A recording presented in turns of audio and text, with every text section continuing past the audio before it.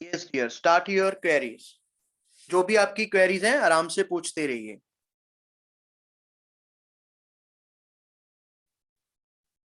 I try my best to solve your all the queries.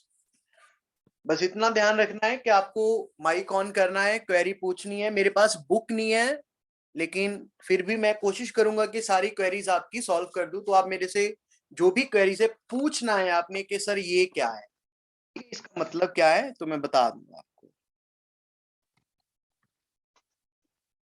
Yes my dear. Sir positive और normative वाला topic. हाँ जी, ये एक छोटा सा टॉपिक है जो कि बाय मिस्टेक पता नहीं कैसे ये रह गया आपका। तो पहले यही टॉपिक कंप्लीट करते हैं। What is positive economics and what is normative economics, ये देखिए।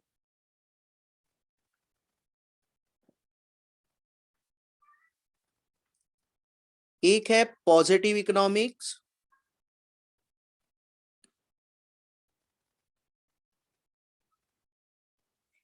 और दूसरी है बेटा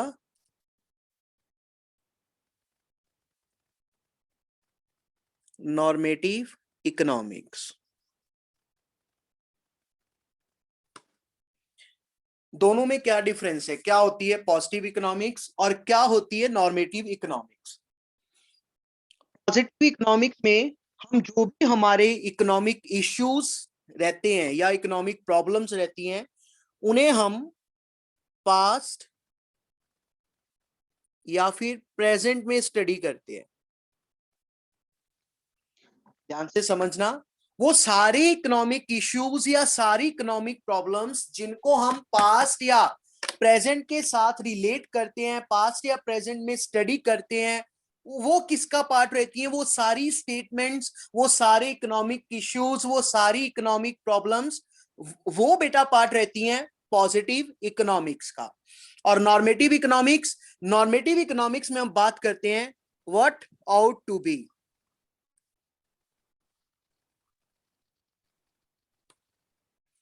व्हाट आउट टू बी का मतलब क्या हो सकता है, माने लगभग यहां पे हम फ्यूचर की बात करते हैं।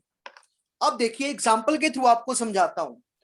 पॉजिटिव इकोनॉमिक्स में मैंने आपको ये कहा कि हम बात करते हैं पास्ट और प्रेजेंट में जो भी हमारे इकोनॉमिक इश्यूज या इकोनॉमिक प्रॉब्लम्स हैं उनको स्टडी करते हैं, है ना, उनको देखते हैं। जैसे मैं आपसे ये कह रहा हूं कि आज हमारी कंट्री में 22% हमारी पॉपुलेशन पुअर है और इंडिपेंडेंस के टाइम में हमारी कंट्री में सपोज 60% पॉपुलेशन पुअर थी।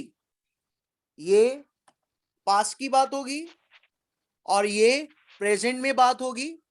तो ये बेटा किसका पार्ट है, ये ऐसी स्टेटमेंट्स किसका पार्ट रहती हैं, पॉजिटिव इकोनॉमिक्स का।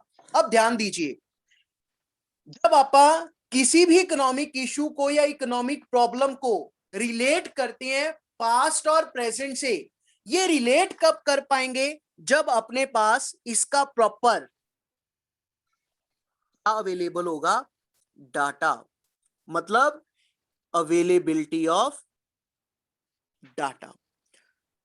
पॉजिटिव इकोनॉमिक्स में जो भी हमारे स्टेटमेंट्स रहती हैं उनका हमारे पास प्रॉपर डाटा अवेलेबल होता है। क्योंकि हमारे पास, यहीं से एक और पॉइंट निकलेगा, क्योंकि इसमें हमारे पास प्रॉपर डाटा अवेलेबल रहता है, इसी वजह से हम ये कहते हैं कि जो पॉजिटिव स्टेटमेंट्स है हम इनको आपस में रिलेट कर पाते हैं। रिलेट करने का मतलब यहां पे क्या है, इसको हम आपस में कंपेयर कर पाते हैं। नेचुरली है,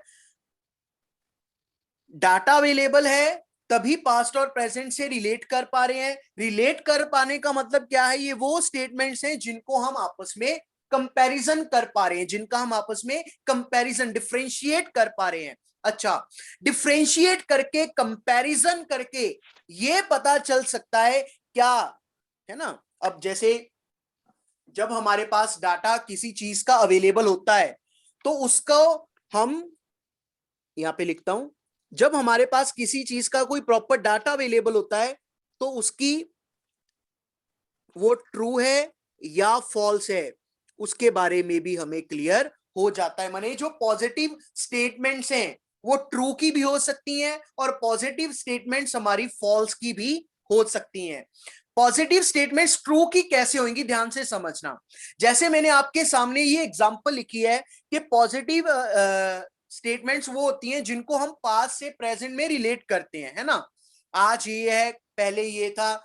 2021 में हमारी कंट्री में पॉपुलेशन मान के चलिए 140 करोड़ है, लेकिन आजादी के समय में हमारी कंट्री की पॉपुलेशन 80 करोड़ थी, फॉर एग्जांपल, है ना। तो ये पास्ट और प्रेजेंट का रिलेशन हो गया। ये स्टेटमेंट किसका पार्ट रहेगी, पॉजिटिव इकोनॉमिक्स का। डाटा भी अवेलेबल है, डाटा अवेलेबल है, इसी वजह से कंपैरिजन कर पा रहे हैं। कंपैरिजन करके हमें यह पता चल जाएगा कि ये स्टेटमेंट ट्रू है या ये स्टेटमेंट फॉल्स है। आपने गूगल पे सर्च किया, अगर तो मेरे द्वारा बताया गया डाटा सच निकला, सही निकला, तो ये पॉजिटिव स्टेटमेंट होगी ट्रू की। और अगर ये डाटा गलत निकलाया, रहेगी पॉजिटिव स्टेटमेंट, क्योंकि डाटा अवेलेबल है। तो ये पॉजिटिव स्टेटमेंट कौन सी बन जाएगी, फॉल्स की। लेकिन नॉर्मेटिव इकोनॉमिक्स में हम बात करते हैं क्या हो सकता है। अब जब हम फ्यूचर की बात करते हैं तो फ्यूचर का हमारे पास किसी तरह का कोई डाटा अवेलेबल नहीं होता है। No availability of data. जब भाई किसी तरह का हमारे पास कोई डाटा ही अवेलेबल नहीं है, तो काहे का comparison, no comparison. No comparison या फिर नो वेरिफिकेशन। वेरिफिकेशन ही नहीं कर सकते हैं कि वो डाटा ट्रू है या फॉल्स है। जब अपने पास किसी तरह का कोई डाटा अवेलेबल नहीं है, जब अपने पास डाटा अवेलेबल नहीं है तो वेरिफिकेशन नहीं है, वेरिफिकेशन नहीं है तो ट्रू एंड फॉल्स की बात खत्म हो गई, है ना। तो सिर्फ और सिर्फ क्या है, सिर्फ और सिर्फ इसमें क्या रहता है, we provide just value judgement. भाई जब हम अपनी कोई जजमेंट प्रोवाइड करते हैं, जैसे कि मेरे पास जैसे कि मान लो रुद्राक्ष आया मेरे पास, सर आपको क्या लगता है मेरे कितने मार्क्स आ सकते हैं।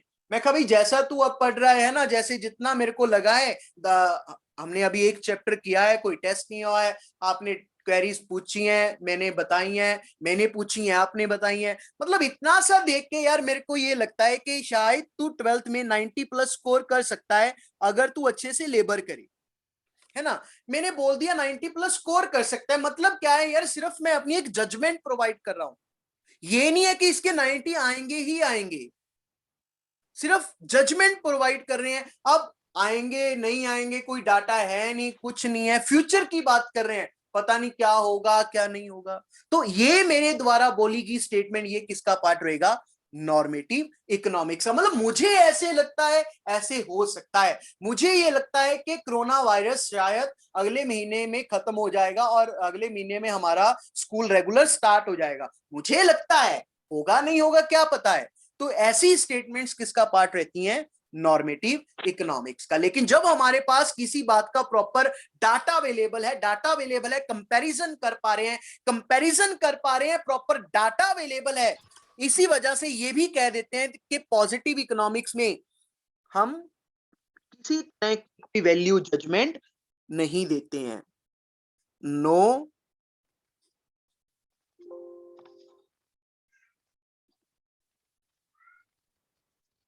नो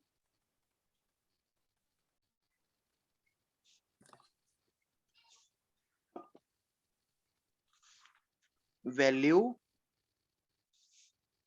जजमेंट, किसी तरह की भाई हमारे पास कोई जजमेंट नहीं होती है।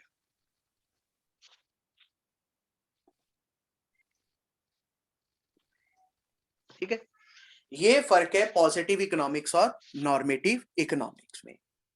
यस, और बताइए बेटा जी, व्हाट इज ये what is MRT. MRT is marginal rate of transformation. पहले ये बताइए, पॉजिटिव और नॉर्मेटिव में किसी की कोई क्वेरी है, otherwise I erase this and we start our queries. अगर किसी की पॉजिटिव नॉर्मेटिव को लेके कोई क्वेरी है तो पूछ सकते हैं, वेरी सिंपल टॉपिक है। वो सारी स्टेटमेंट्स जिसमें हम जब हम अपने इकोनॉमिक इश्यूज को या प्रॉब्लम्स को पास्ट और प्रेजेंट से रिलेट कर रहे हैं तो वो पॉजिटिव इकोनॉमिक का पार्ट है। और जब हम सिर्फ और सिर्फ सुजेशंस प्रोवाइड कर रहे हैं, हमें ये लगता है ये हो जाएगा, तो ये सब किसका पार्ट रहेगा? नॉर्मेटिव इकोनॉमिक्स का। पॉजिटिव इकोनॉमिक्स में डाटा अवेलेबल है, नॉर्मेटिव में कोई डाटा अवेलेबल नहीं है। पॉजिटिव में क्योंकि डाटा अवेलेबल है तो कंपैरिजन कर पा रहे हैं, वेरिफिकेशन कर पा रहे हैं, ट्रू है भी फॉल्स है भी। नॉर्मेटिव में कोई डाटा अवेलेबल नहीं है, कोई कंपैरिजन नहीं कर सकते, कोई वेरिफिकेशन नहीं कर सकते, सिर्फ और सिर्फ क्या है, अपनी जजमेंट दे सकते हैं। और पॉजिटिव में इस तरह की कोई जजमेंट आप प्रोवाइड नहीं कर सकते। Yes, one message is share, sir law of increasing and diminishing return बता दीजिए। Yes Navjot Singh, law of increasing return and decreasing return, ये आप इसको अंडरलाइन कर लीजिए जब आप चैप्टर नंबर कर पाओगे 5th।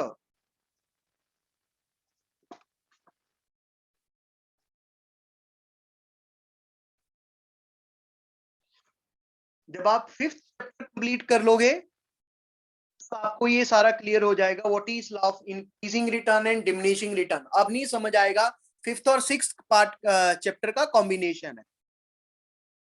एक क्वेरी आई थी, व्हाट इज एमआरटी। एमआरटी क्या होती है? MRT is marginal rate of transformation.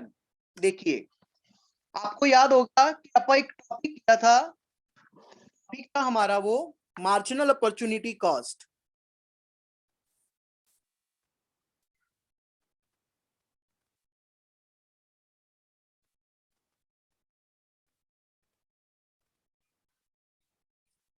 Marginal opportunity cost में आपका क्या किया था कि गुडेक्स का एक और यूनिट बनाने के लिए हमें गुड वाई के कितने यूनिट सेक्रीफाइस किए?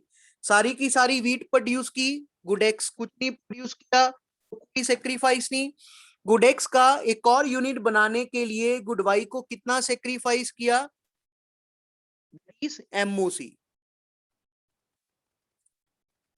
Change in Y upon change in X, 10/10। ये तो होगी एमओसी। लेकिन एमओसी और एमआरटी में दोनों में क्या फर्क रहता है? अगर इसको आप जस्ट रेशो में लिख रहे हो, अगर आप रेशो में लिख रहे हो तो वो क्या बन जाती है? एमआरटी। और अगर आप उसको यूनिट्स में लिख रहे हो तो वो क्या बन जाती है? आपकी एमओसी। एवरीथिंग रिमेन सेम, एक लिखने का तरीका अलग है। अगर उसको आप यूनिट्स में स्पेसिफाई कर रहे हो कितना सेक्रीफाइस किया, दैट इज एमओसी। और जब आप उसको रेशो में डिफाइन कर देते हो, that is known as MRT. MRT और एमओसी बिल्कुल सेम है। You can say that PPC curve is concave shape, the reason behind this due to increasing MOC और increasing MRT, both are same.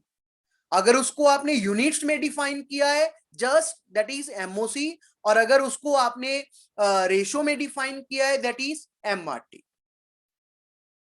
Next है sir, PPC में combination कैसे बनाते हैं वो भी सिखा दीजिए। कोई कॉम्बिनेशन नहीं ऐसे जो धीरे धीरे करके, पता क्या है, अभी आपकी स्टार्टिंग है, धीरे धीरे करके जैसे जैसे हम आगे बढ़ते चले जाएंगे आपको पता चलता जाएगा कि कैसे ये टेबल्स बनाने होते हैं। शायद आपको ये लगा होगा कि पता नहीं सर ने ये पीपीसी का टेबल कैसे बनाया है, लेकिन जैसे जैसे आप रिवीजन करते चले जाओगे, आपको टॉपिक्स की आप गहराई तक जाते जाओगे, फिर आपको ये कंफर्म होता चला जाएगा कि कैसे हम ये बनाते हैं।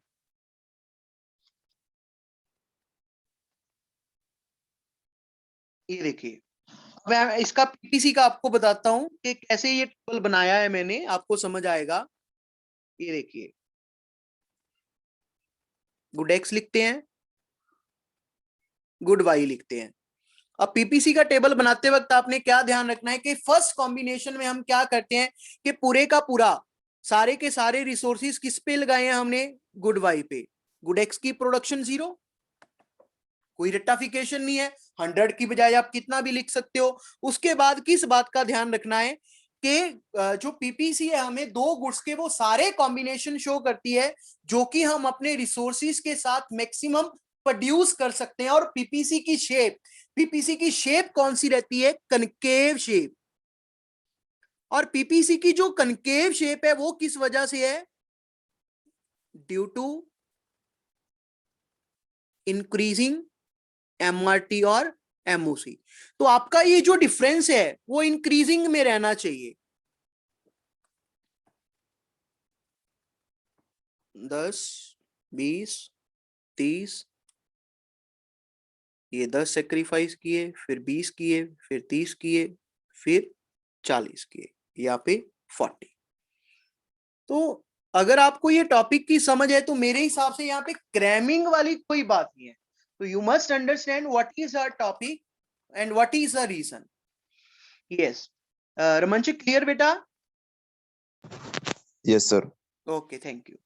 नेक्स्ट क्वेरी इज सुपन जी पूछ रहे हैं why sorry when PPC is convex और स्ट्रेट। या गुड क्वेश्चन। क्या पीपीसी कर्व हमारी कन्वेक्स या स्ट्रेट लाइन भी हो सकती है?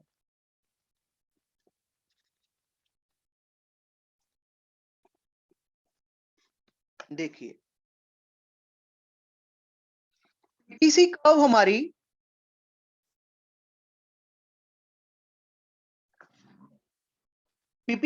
हमारी नॉर्मल में कौन सी होती है? कनकेव। लेकिन पीपीसी कर्व हमारी कन्वेक्स भी हो सकती है और पीपीसी कर्व हमारी स्ट्रेट लाइन भी हो सकती है। कनकेव कब होती है?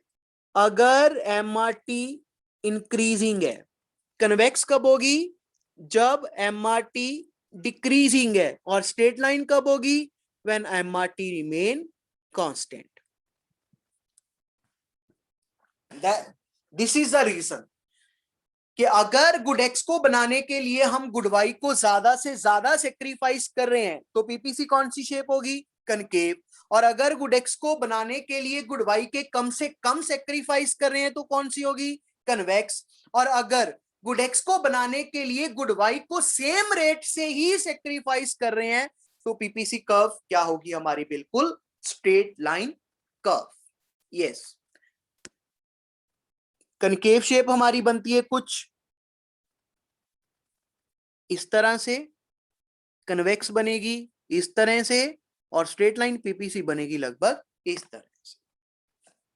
यस सुपन बेटा, क्लियर और नॉट?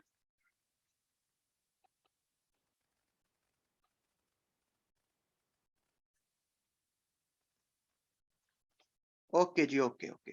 नेक्स्ट क्वेरी बताइए फटाफट जल्दी से। सर एक बार यही रिपीट कर दो।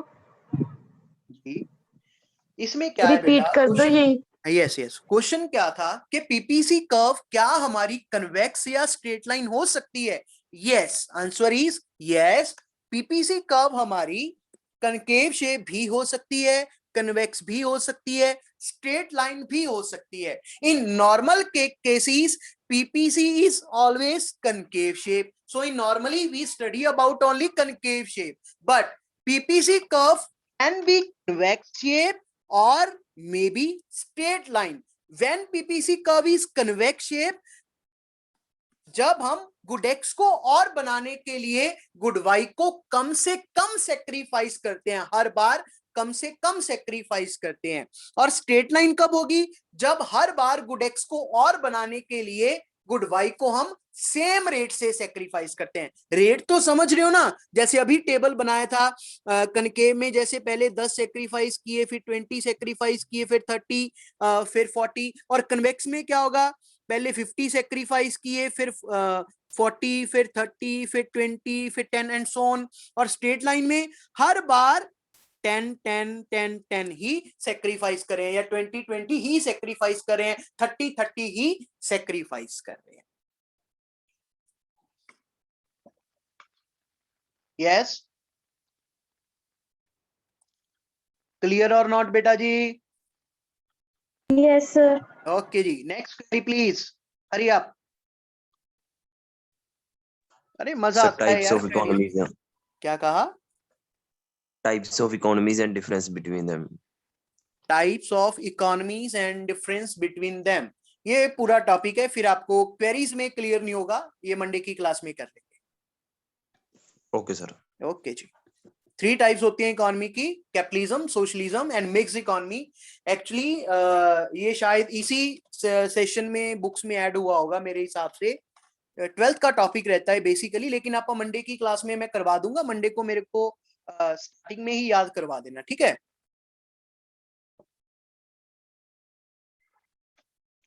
नेक्स्ट आया है शिफ्ट और रोटेशन ऑफ पीपीसी। अरमान बताते रहिए बेटा जी इसकी जो भी क्वेरीज हैं, क्योंकि आपको अपने आपके पीए में भी यही कुछ आना है। बुक का न्यू एडिशन आ गया जी बाजार में, बच्चे ले आए। परमिंदर जी पूछ रहे हैं central problem of an economy, कौन सी पूछनी है परमिंदर जी, स्पेसिफिक बताइए। मैं पहले इतने शिफ्ट और रोटेशन वाला बता दूं क्या है। ये हमारी पीपीसी है। पीपीसी या तो रोटेट करेगी या फिर पीपीसी का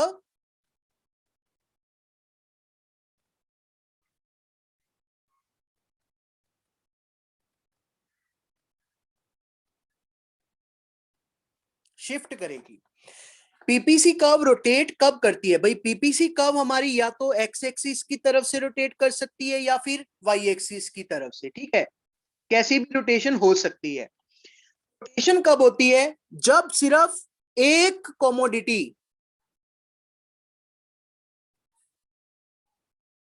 जब सिर्फ किसी भी वन कमोडिटी, वो गुड एक्स की तरफ से भी हो सकती है, वो गुड वाई की तरफ से भी हो सकती है, जब सिर्फ किसी एक कमोडिटी के लिए रिसोर्सेज ज्यादा इंक्रीज हो गए हो, टेक्नोलॉजी नहीं आ गई हो, तो सिर्फ उसी एक्सिस से पीपीसी हमारी प्रोडक्शन हमारी इंक्रीज होती है, सिर्फ उसी कमोडिटी की प्रोडक्शन इंक्रीज होगी, तो ऐसी सिचुएशन को हम क्या कहते हैं? रोटेशन। लेकिन अगर दोनों गुड्स को प्रोड्यूस करने वाली टेक्नोलॉजी नहीं आ गई तो पीपीसी हमारी पूरी की पूरी शिफ्ट कर जाती है। या दोनों गुड्स को प्रोड्यूस करने के लिए रिसोर्सेज नए आ जाएं तो पीपीसी हमारी शिफ्ट हो जाती है। शिफ्टिंग होती है दोनों केसेस में चेंज आए, और रोटेशन होती है जब सिर्फ सिंगल साइड में चेंज आता है।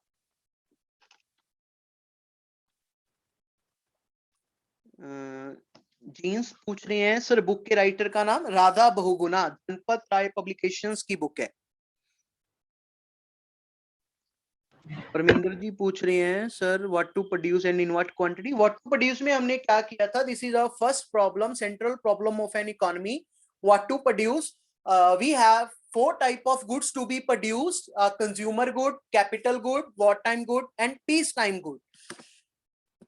हमारे पास 4 तरह की गुड्स हैं जो कि हम प्रोड्यूस कर सकते हैं। कंज्यूमर गुड्स वो गुड्स हैं जो कि कंज्यूमर यूज करता है अपनी मैक्सिमम सेटिस्फेक्शन के लिए। कैपिटल गुड्स वो गुड्स हैं जो कि प्रोड्यूसर यूज करता है अपनी प्रोडक्शन कैपेसिटी को इंक्रीज करने के लिए। वॉर टाइम गुड्स वो गुड्स हैं जो कि युद्ध के समय में, लड़ाई के समय में काम आती हैं। और पीस टाइम गुड्स जो कि जल्दी खराब हो जाती हैं। After deciding what type of goods to be produce, we decide in what quantity of goods are to be produced. Why we decide in what quantity? Because we have scarce resource, and resource have an alternative uses, and the wants of the society is unlimited wants. So we must decide that what type of goods are to be produced and in what quantity of goods are to be produced. And your next is whom to produce. For whom to produce? After deciding what to produce and how to produce, our next problem emerges that for whom we produce goods and services. So firstly, we divide our society in 2 sections. One is rich section and another is poor section. If we want to produce for the rich section of the society, we must produce branded goods, we must produce high price goods, and we must do a heavy that means expensive advertisements. But if you want to produce for the poor section of the society, we must produce non-branded goods, low quality goods, low price goods, and so on. That is wholly and solely depend upon the level of income in our economy. Having 2 concepts. First is personal distribution of income. Under personal distribution of income, we study that how national income is distributed among the nationals. If income is equally distributed, we produce normal goods, and if income is unequally distributed, we produce luxury goods for the rich peoples and non-branded goods for the poor section of the society. And the second one is functional or factorial distribution of income. Under this we study that how income is distributed among the four factors. The name of the four factors are land, labor, capital, entrepreneur. Land get rent, labor get wages, capital get interest, and entrepreneur get profits. So अगर यहाँ पे ये देखेंगे किसके पास income का ज्यादा portion गया है, उसी हिसाब से हम गुड्स को प्रोड्यूस करेंगे. Yes. Next query sir, shifting of PPC में दोनों गुड्स में चेंज आएगा, वो चेंज सेम होगा या इनवर्स भी हो सकता है? इनवर्स मतलब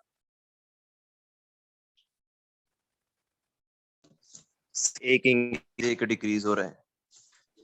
नॉर्मली आप यही बात करते हैं, पीपीसी या तो राइट वर्ड शिफ्ट करेगी या फिर लेफ्ट वर्ड शिफ्ट करेगी. हम इसमें ये बात नहीं करते हैं कि पीपीसी है जो एक दूसरे को इंटरसेक्ट करेगी. अगर वो इनवर्स आपकी तरह जैसा आप कह रहे हो कि इनवर्स चेंज आएगा, तो पीपीसी का वो इंटरसेक्ट करेगी. एंड पीपीसी, हम ये बात नहीं करते हैं कि PPC intersect at any point. Next query.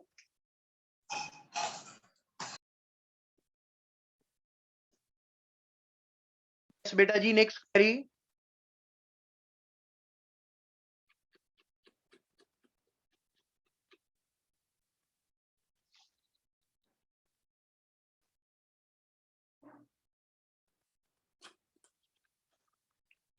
Queries बेटा जी आपकी मार्क होनी चाहिए पहले से ही कि ये क्वेरीज पूछनी है.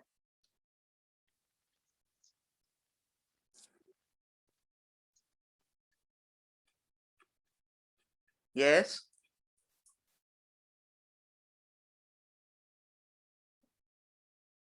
किसी भी टॉपिक में कोई भी क्वेरी आपकी.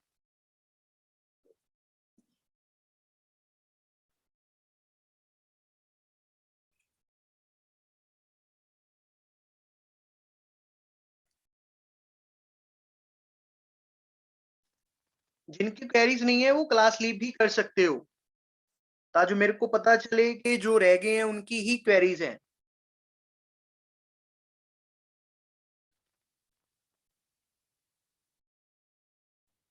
यस. पीए में भी आपको यही चैप्टर आना है, तो बार बार कह रहा हूं आपको, जो भी आपकी क्वेरीज हैं प्लीज पूछ लीजिए.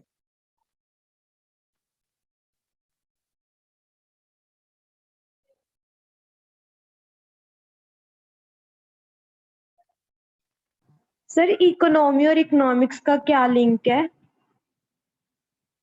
इकोनॉमिक और इकोनॉमी, इकोनॉमी बेटा हम किसी जगह की इकोनॉमी को कह रहे हैं, और इकोनॉमिक्स एक सब्जेक्ट है. मतलब इकोनॉमिक्स हमें जो भी हमारी इकोनॉमी में प्रॉब्लम्स रहती हैं उनके सॉल्यूशंस प्रोवाइड करता है कि कैसे हम क्या करें. जैसे आप इकोनॉमिक्स की डेफिनेशन की थी, economics is a subject matter that focus on rational management of scarce resource, है ना. जो इकोनॉमिक्स है हमें वो सब्जेक्ट मैटर है जिसमें हम स्टडी करते हैं कि जो भी हमारे पास हमारे स्कार्स रिसोर्सेज हैं उनको हम इस हिसाब से मैनेज करते हैं ताकि हमें मैक्सिमम इकोनॉमिक गेन हो, कंज्यूमर को मैक्सिमम सेटिस्फेक्शन हो, प्रोड्यूसर को मैक्सिमम प्रॉफिट्स हो, और गवर्नमेंट मैक्सिमम सोशल वेलफेयर. इतनी बात करते हैं. लेकिन इकोनॉमी एक सिस्टम है जो कि किसी भी एरिया में फैला हुआ हो सकता है. वो एरिया डिस्ट्रिक्ट हो सकता है, स्टेट हो सकता है, गांव हो सकता है, शहर हो सकता है, कंट्री हो सकता है, और more than one country. 5 country की इकोनॉमी देख सकते हैं, 10 कंट्री की, पूरे वर्ल्ड की देख सकते हैं ना, वर्ल्ड इकोनॉमी. तो ये इकोनॉमी से हमें ये पता चलता है कि वहां के लोगों का रहना सहना कैसा है, वहां के लोगों का जो लाइफस्टाइल है वो कैसा है, वहां के लोगों का जो इनकम सोर्स है वो कैसा है. ये इकोनॉमी बताती है. क्लियर? Yes sir. ओके जी. Sir, how scarcity and choice go together? Yes. जब स्कार्सिटी होगी तब तब हमें चॉइस करनी ही पड़ेगी. हमारे पास इसके बिना किसी तरह का कोई सॉल्यूशन नहीं है. अगर स्कार्सिटी ना हो, अगर आपके पास पैसे रिसोर्सेज कम ना हो, तो हमें चॉइस ही क्यों करनी है? चॉइस कब करनी पड़ती है? When we have scarce resources. जैसे कि आप बाजार में गए, आपने, है ना, मान लो आपके किसी रिलेटिव्स में, मान लो आपके मामा जी की कोई शादी है, ठीक है, आपने पेरेंट्स ने आपको 2000 दिया या 5000 दे दिया, मान के चलिए कि आप इसमें से बेटा शॉपिंग कराओ, ठीक है। तो 5000 में भाई आपको वो 5000 ही आपके पास, उसमें से ही आपको डिसाइड करना है कि आपको क्या कुछ लेना है। आपको ड्रेस चाहिए, आपको शूज चाहिए, आपको, है ना, कोई ज्वेलरी चाहिए, वट एवर यू वॉन्ट, वो 5000 ही है आपके पास। लेकिन अगर आपको ये कहा होता कि बेटा कोई बात नहीं है, मामा की शादी है, ये ले एटीएम, जितने मर्जी जो तेरे को चाहिए वो ले आ, तो क्या चॉइस करनी पड़ती? आप ड्रेस भी लाते, आप शूज भी लाते, आप ज्वेलरी भी लाते, आप, है ना, पार्लर में भी, मतलब ये वो सब कुछ करते। क्यों? क्योंकि आपके पास कोई कमी नहीं है, आपको एटीएम दे दिया, जितने मर्जी उड़ा के आ। चॉइस कब करनी पड़ती है? When we have scarcity. I hope कि क्लियर होगा सर, लक्षिका जी।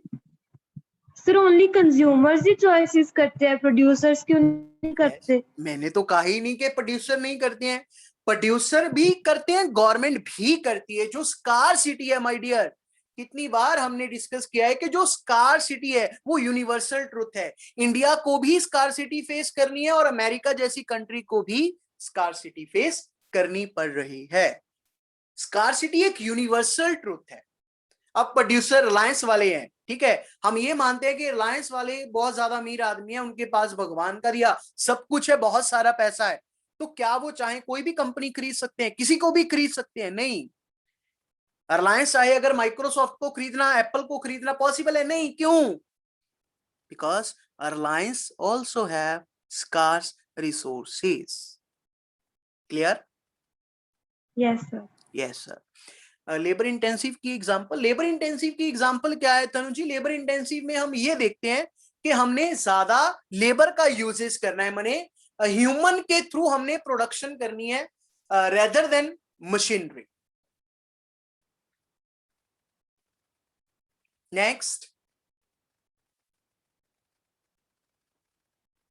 मेरे को तो ऐसे था भाई, पता नहीं बहुत ज्यादा क्वेरीज पूछोगे आप, पता नहीं घबरा रहे हो ना, पता नहीं समझ ही नहीं आया। कैपिटल में हम बात करते हैं मशीनरी की, कि ज्यादा हम मशीनरी का यूजेस करेंगे।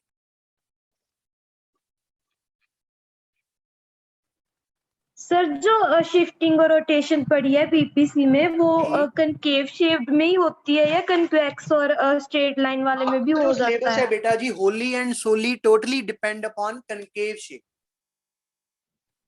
Okay sir. वो सिर्फ आपको एक क्वेश्चन है, वो आपको एक समझाने के लिए कि पीपीसी हो सकती है कन्वेक्स और straight line. Normally PPC concave shape ही होती है। नेक्स्ट,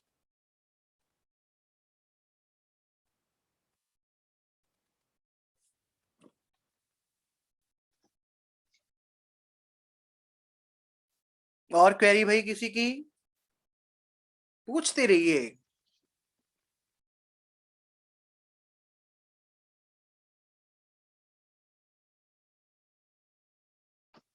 चलिए, देखिए कोई मैसेज कर रहा है, सर तुसी पढ़ाਉਂਦੇ ही बहुत वधिया हूं, वही कोई डाउट ही नहीं होता। चलो बहुत अच्छी बात है, धन्यवाद आपका, फिर भी पूछ लीजिए। 2 मिनट रह गए हैं आपकी क्लास के, जल्दी से जो भी आपकी क्वेरी है पूछ लीजिए, मन में नहीं रखना चाहिए।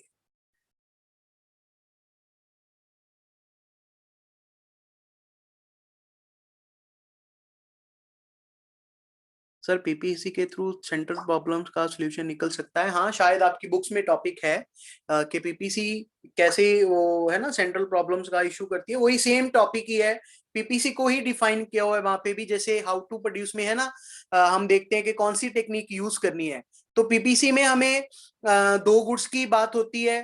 तो अगर आपके पास गुडेक्स को प्रोड्यूस करने वाली टेक्नोलॉजी अच्छी है तो आप उसका यूजेस कर लोगे, है ना, अगर गुडवाई को, तो इस हिसाब से नॉर्मल सा केस है। सर एक बुक चल टॉपिक सॉल्यूशन ऑफ, सर एक बुक चल टॉपिक सॉल्यूशन ऑफ प्रॉब्लम, समझ नहीं आया रोमांचक क्या कह रहे हो सर? एक बुक चल topic solution of problem. Sir, a person have 3 job offer, pay 80,000, 95,000, pay 90,000. Sir, what would be the opportunity cost for choosing first job of 80,000, 95,000? लवशिका पूछ रही है सर, किसी के पास 3 ऑप्शंस हैं, 80,000 वाली जॉब है, 95,000 वाली, 90,000 वाली, और वो अगर 80,000 वाली चूज करता है तो 80,000 के बाद नेक्स्ट बेस्ट ऑप्शन कौन सी है? 95,000। बेस्टेस्ट ऑप्शन उसके बाद 95,000 है, तो 95,000 is opportunity cost. Hurry up, next query.